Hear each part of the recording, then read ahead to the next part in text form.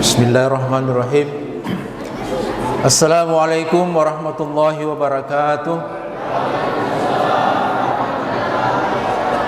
Alhamdulillahirabbil alamin.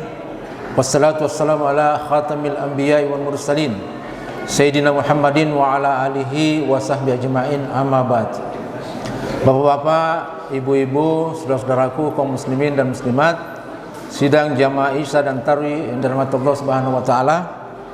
Pertama-tama mari kita panjatkan puji syukur kepada Allah Subhanahu wa taala oleh karena kita masih diberikan kesehatan, kesempatan dan tentu saja keteguhan iman sehingga kita bisa melaksanakan seluruh kegiatan kita, baik ibadah mahdah, ibadah-ibadah khusus, ibadah sunnah maupun ibadah sosial. Selanjutnya marilah kita untuk senantiasa mengirimkan salam dan salawat kepada Nabi Allah Muhammad sallallahu alaihi wasallam. Beliau adalah uswatun hasanah, contoh terbaik sepanjang sejarah manusia, yang dari hadis beliau kita bisa mengetahui, bisa memahami, dan bahkan hadis-hadis beliau bisa menuntun kita untuk melaksanakan ajaran Islam secara baik dan benar. Kaum muslimin dan muslimat yang dirahmati Allah Subhanahu wa taala, tidak terasa bahwa kita sudah memasuki malam ke-6 Tarawih. Itu artinya kita sudah melampaui 5 hari puasa. Kita bisa sampai di Ramadan tahun ini, mungkin Allah menjawab doa-doa kita tahun lalu ketika kita ingin setiap malamnya mengakhiri Ramadan, selalu kita berdoa sejak Syawal sampai kemudian masuk bulan Rajab. Kita terus menerus untuk berdoa supaya sampai Ramadan ini. Dan Allah menyampaikan usia kita, kesempatan kita, dan kekuatan kita untuk bisa berjumpa Ramadan ini. Itu satu kesyukuran. Yang kedua, Ramadan biasa juga disebut sebagai bulan introspeksi diri. Kenapa disebut bulan introspeksi diri? Karena sebenarnya ketika kita selesai Ramadan tahun lalu itu, namanya orang yang keluar dari latihan itu akan dites apakah yang dilatihkan selama bulan Ramadan tahun lalu itu masih konsisten dijalankan sama persis ketika dia berada di bulan Ramadan maupun di luar Ramadan. Terutama konsistensi ibadah dan kebaikan-kebaikan yang dibangun pada bulan Ramadan, apakah masih kelihatan ketika masuk bulan Syawal dan seterusnya sampai kemudian kita berjumpa bulan Ramadan di tahun berikutnya. Lalu bagaimana caranya sebenarnya? Bagaimana caranya kita mengintrospeksi diri? Atau dalam bahasa tasawuf disebut dengan muhasabah. Umar bin Khattab itu sering mengulang-ulang ini yang pernah disampaikan oleh Rasulullah. Umar bin Khattab radhiyallahu anhu mengatakan, "Hasibu anfusakum qabla an tuhasabu." Hisablah dirimu, hitung-hitunglah dirimu sebelum kamu nanti dihisab atau diperhitungkan atau dikoreksi oleh Allah Subhanahu wa taala terhadap apa yang kamu lakukan di dunia. Bagaimana caranya? Kata Buya Hamka dalam satu bukunya yang berjudul Lembaga Budi, beliau mengatakan, secara sederhana kita bisa bermuhasabah. Caranya bagaimana? Kita tentu masih mengingat tahun lalu melaksanakan ibadah Ramadan yang sama yang kita dapatkan hari ini. Kita bisa mengingat tahun lalu seberapa maksimal kita beribadah di bulan Ramadan tahun lalu. Apa kita bisa menghatamkan Al-Quran tahun lalu? Selain menghatamkan Al-Quran, apakah kita konsisten untuk kemudian bisa bangun tengah malam untuk salat tahajud? Apa kita konsisten untuk kemudian membaca Al-Quran, berzikir, berinfak? Apakah itu sudah maksimal tahun lalu? Ketika itu kita renungkan tahun ini karena kita dengan izin Allah berjumpa Ramadan, maka itu yang disebut dengan proses muhasabah. Bagi yang tidak sempat mendirikan sholat malam ketika tahun lalu, maka saatnya sekarang. Usia kita tidak bisa prediksi. Kematian itu akan datang kalau sudah sampai waktunya. In jaa ajaluhum la yastakhiruna sa'atan wa la yastaqdimun. Kalau ajal itu mau datang, tidak bisa ditarik ulur dia, tidak bisa ditahan, tidak bisa jadi dimajukan. Tapi dia akan berjalan sesuai yang ditentukan oleh Allah Subhanahu wa taala. Karena itu mari kita bermuhasabah. Introspeksi diri itu, kata Buya Hamka, jangan nanti melakukan kesalahan baru kita introspeksi diri. Mestinya kata Buya Hamka, setiap saat kita introspeksi diri. Misalnya tadi pagi setelah kita sholat subuh sampai malam ini kita masih di masjid ini, sudah berapa kebaikan yang kita lakukan untuk menyempurnakan puasa kita? Sudah berapa banyak ibadah yang kita lakukan mulai setelah subuh tadi sampai malam ini kita masuk di masjid Babus Salam ini? Itu introspeksi, itu muhasabah sebenarnya. Karena orang-orang yang selalu mengintrospeksi dirinya, kata Rasulullah, adalah orang-orang yang selalu merasa dirinya masih kurang kebaikan dilakukan. Jangan pernah merasa bahwa kita sudah cukup banyak melakukan kebaikan, kata Rasul. Jangan. Selalu merasa bahwa masih kurang kebaikan, sehingga kita selalu setiap saat termotivasi untuk melakukan ketaatan beribadah dan memperbanyak kebaikan-kebaikan di masyarakat. Salah satu ayat yang biasa dikutip oleh para ulama untuk muhasabah itu di surah Al-Hasyr ayat 18. Allah Subhanahu wa taala berfirman, a'udzubillahi minasyaitonir rajim, bismillahirrahmanirrahim. Ya ayyuhalladzina amanu ittaqullaha wal tanzur nafsum ma qaddamat ligad wattaqullaha innallaha khabirum bima ta'malun. Wahai orang-orang yang beriman, bertakwalah kepada Allah dan lihatlah pada dirimu masing-masing. Ini Allah yang mengatakan. Lihatlah pada dirimu apa yang sudah kamu lakukan. Tentu yang dimaksud adalah ketaatan beribadah dengan menebar kebaikan. Apa yang sudah kamu lakukan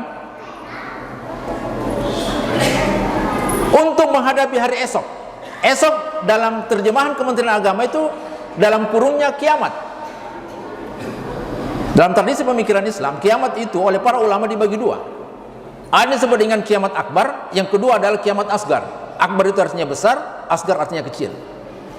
Kiamat akbar itu yang kita tidak tahu kapan datangnya, tapi pasti datang.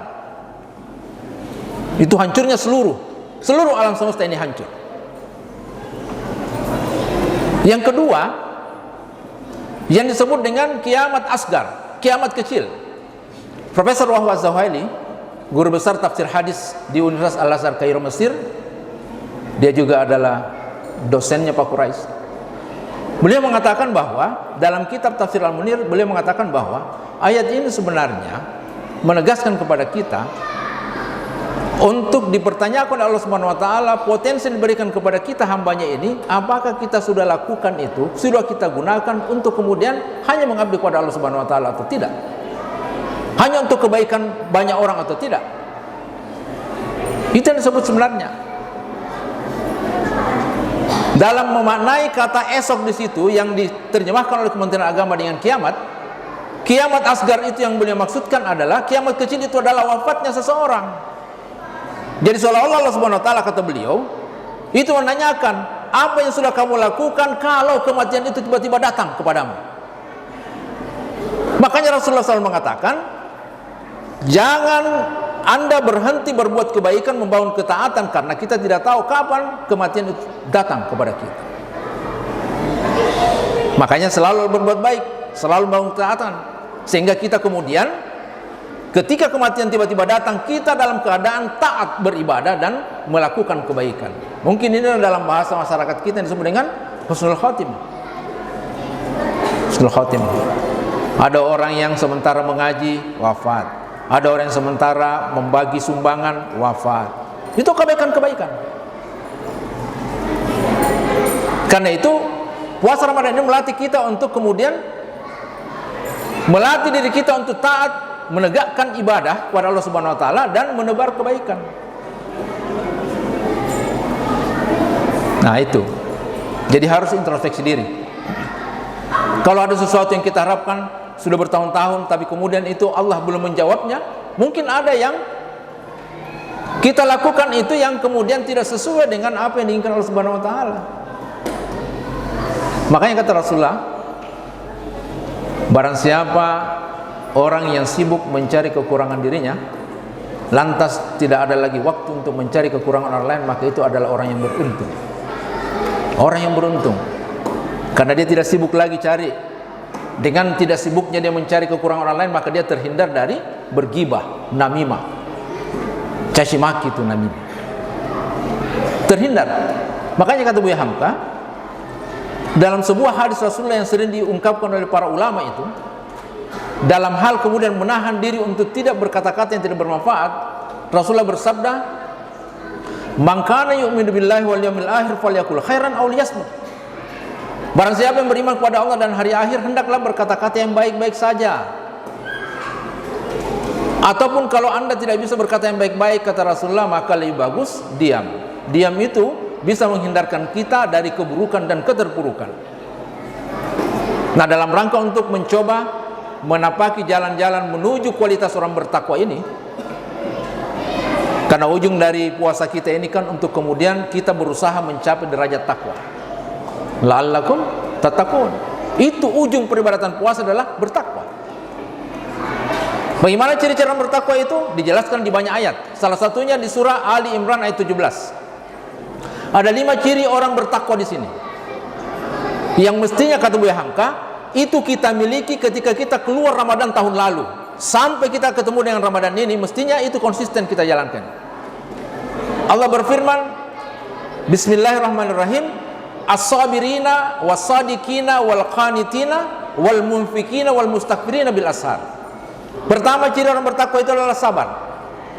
Sabar bukan hanya karena diajarkan oleh Rasulullah, tetapi Allah pun menegaskan di beberapa ayatnya. Misalnya ketika kita membaca ayat Al-Quran, innallaha ma'as-sabirin, sesungguhnya Allah bersama orang sabar.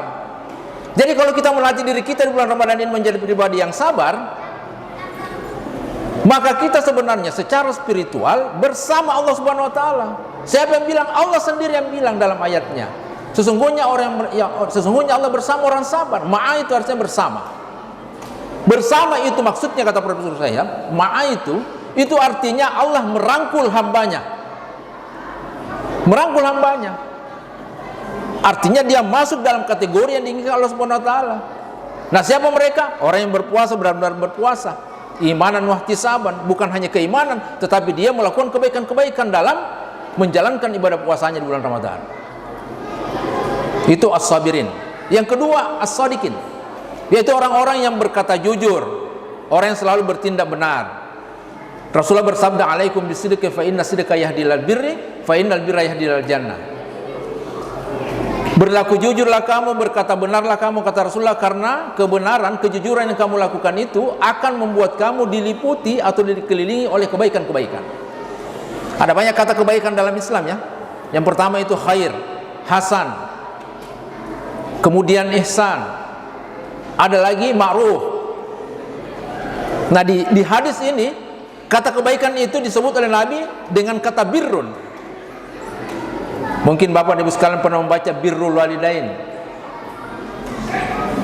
Berarti memperlakukan dengan baik orang tua kita,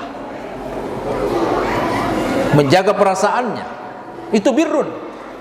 Kalau kita berlaku jujur, berkata jujur, kata Rasulullah, maka Anda akan menjadi orang yang dikelilingi kebaikan-kebaikan. Dan kalau Anda sudah dikelilingi kebaikan, itulah yang akan mengantarkan kita masuk ke dalam surga Allah Subhanahu wa taala.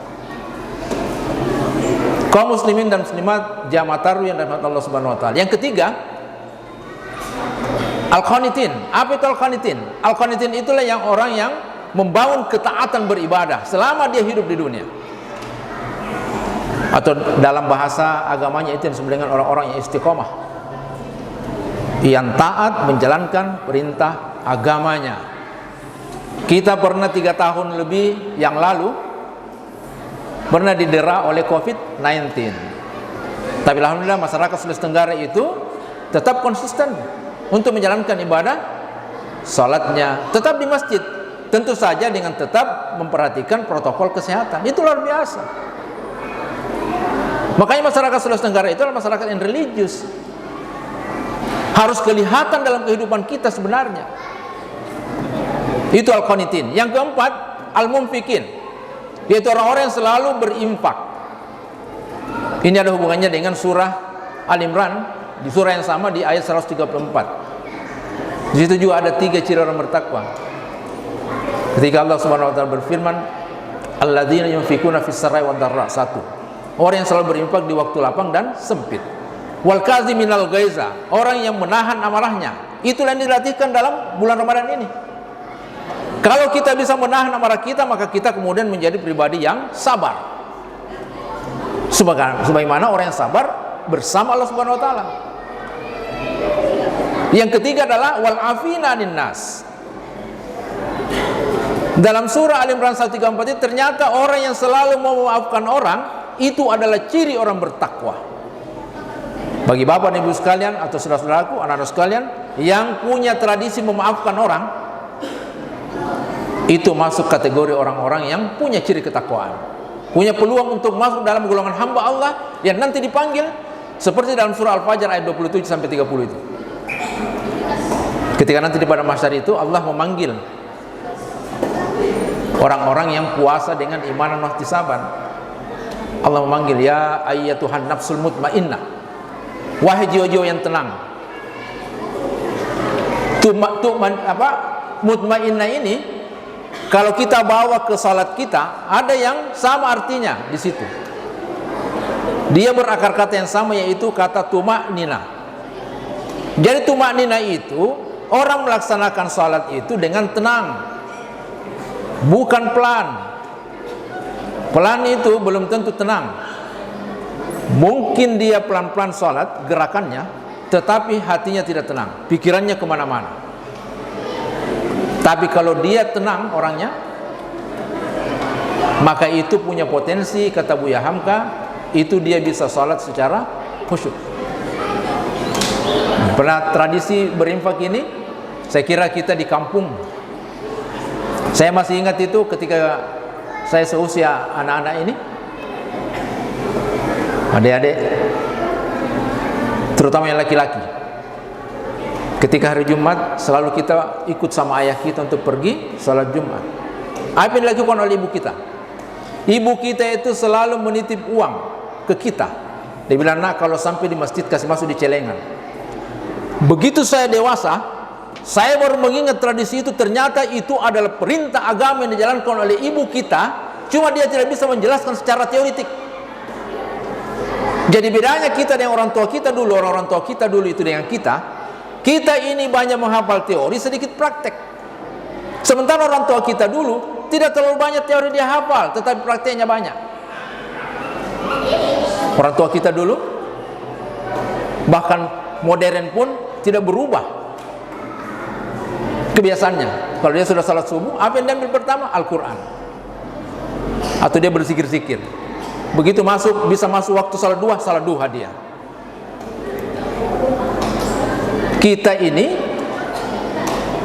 generasi kita, itu banyak teori kita hafal. Sarjana, profesor, doktor, banyak teori yang dihafal, tapi kurang sekali praktek.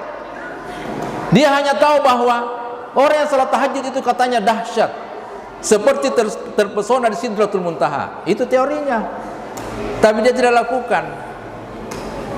Karena itu Bapak dan Ibu sekalian dan saudara-saudaraku, kalau kita sudah tahu teorinya itu, maka saatnya sekarang kita praktek. Tahu bahwa membaca Quran itu, apalagi bulan suci Ramadan itu besar sekali pahalanya, maka lakukan membaca Quran itu. Karena Rasulullah bersabda, khairukum man ta'allamal Quran wa 'allamah. Orang yang terbaik di antara kalian adalah orang yang mempelajari Al-Quran lalu mengajarkannya pada yang lain. Saya biasa, ya saya sama Pak Muljibir ya, sama mahasiswa saya biasa bilang, supaya kita masuk kategori orang-orang yang ahlul Quran, maka minimal kalau selesai sholat fardu, bacalah 5 ayat. Itu di luar bulan Ramadan. Baca 5 ayat. Jadi kalau selesai misalnya subuh, baca 5 ayat dulu. Sudah itu pergi ke kantor. Bagi yang punya kantor, yang tidak punya kantor, melaksanakan yang lain sesuai dengan profesinya. Kapan disambung? Masuk waktu duhur, setelah duhur baca lagi ayat ke-6 sampai 10, begitu seterusnya. Supaya kita masuk kategori ahlul Quran. Rasulullah pernah mengatakan pada sahabatnya, beliau mengatakan, tahukah kamu bahwa Allah itu punya keluarga dari kalangan manusia? Maka sahabat bertanya, bukankah Allah itu tidak beranak dan tidak beranakan? Iya, secara fisik. Tetapi Allah punya keluarga secara spiritual dari kalangan manusia. Siapa itu? Rasulullah mengatakan Ahlul Quran. Siapa Ahlul Quran? Ahlul Quran itu adalah orang yang menghafal Al-Quran, orang yang punya tradisi membaca Al-Quran, orang yang coba untuk memahami apa makna Al-Quran, orang yang kemudian menjalankan perintah dalam Al-Quran dan menjauhi larangan.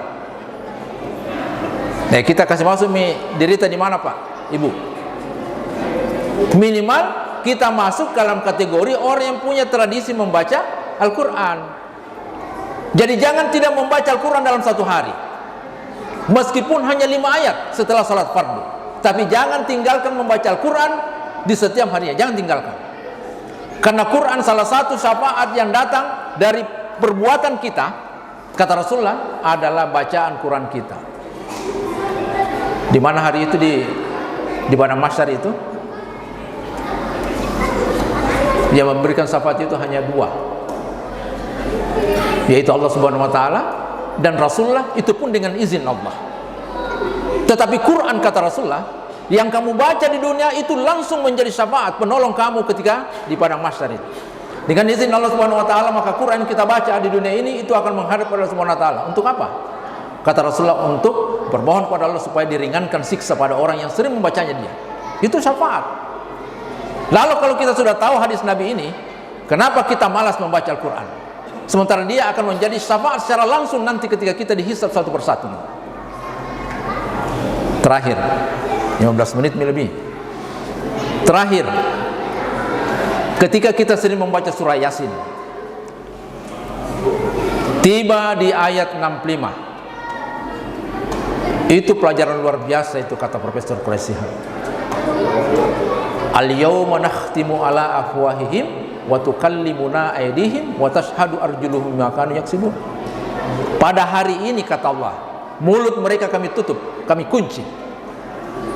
Pertanyaannya, kenapa mulut dikunci ketika pada mahsyar? Kata Buya Hamka, karena mulut itu sudah diberikan kesempatan untuk berkata-kata yang baik-baik di dunia ini. Jadi salah sendiri kita kalau kita tidak gunakan mulut ini untuk mengatakan yang baik-baik saja. Karena nanti di sana tidak boleh lagi, mulut itu tidak akan bersaksi lagi. Makanya ditutup.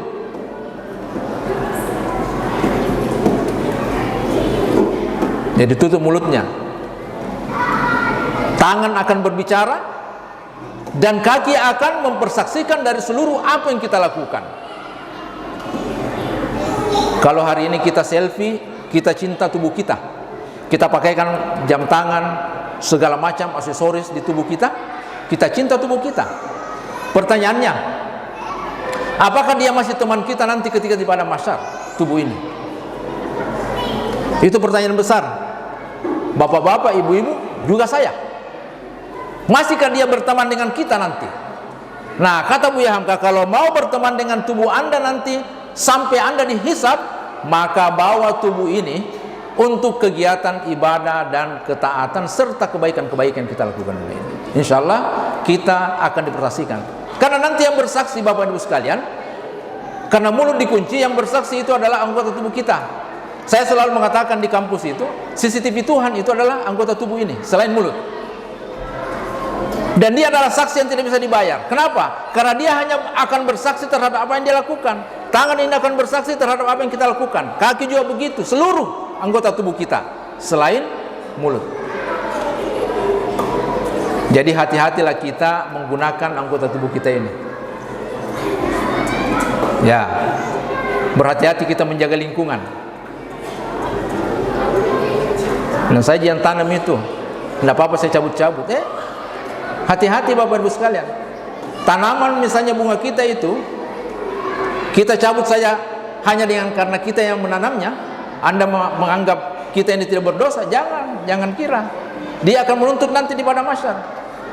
Bila ini Tuhan ini, orang ini, dia tanam saya, tapi dia juga cabut-cabut bunga saya. Tidak ada salahku. Begitu ya dengan binatang. Intinya kita menjaga anggota tubuh kita ini supaya jangan berlaku tidak baik. Kita jaga anggota tubuh kita ini Bapak Ibu sekalian, supaya dia nanti menjadi penolong kita, nanti mempersaksikan bahwa seluruh hal yang kita lakukan anggota tubuh ini adalah yang baik-baik saja, sehingga kita termasuk orang-orang yang langsung masuk dalam surga Allah Subhanahu wa taala. Amin ya rabbal alamin. Mudah-mudahan ada manfaatnya dan semoga kita disehatkan oleh Subhanahu wa taala, kita bisa mengakhiri ini dengan maksimal beribadah kepada Allah Subhanahu wa taala di bulan suci Ramadan ini. Demikian, mohon maaf atas segala kekurangan saya. Billahi taufiq wal hidayah. Wassalamualaikum warahmatullahi wabarakatuh.